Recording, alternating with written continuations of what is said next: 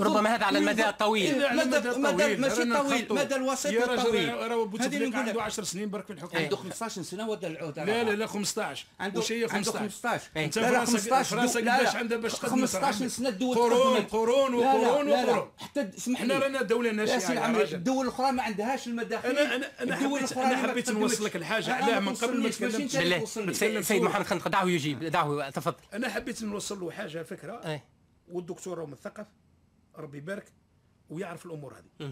احنا من قبل كنا ما نسواوش من قبل، لكن المده هذه الاخيره اللي فاش كنا ما نسواوش ثم ترد اعتبار. كنا الناس كل تسمينا وتنعت فينا بالاصابع يا رجل. مسؤولين ديون. سياستكم مش سياستكم في نفسها لليوم يا ودي. مش هذه سياستكم هذه السياسيه الاقتصاديه والاجتماعيه اللي خلت البلاد الحق وين لحقنا اليوم. يا دكتور السياسه راهي بخير. قول لي الحمال ديك السلم الاجتماعي هل هو بخير سيد العمري عريف؟ اسمح لي، انت راك في المستشفى.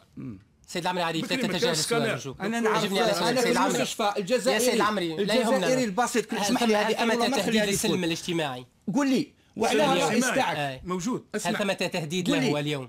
لا. وعلاه الرئيس بعد تراجع اسعار النفط. اسمع لا تتوقع احتجاجات على هذا الامر. هذا سنختم به سؤال. شوف تختم سؤالك. انا نقول لك احنا مالفين نصوموا.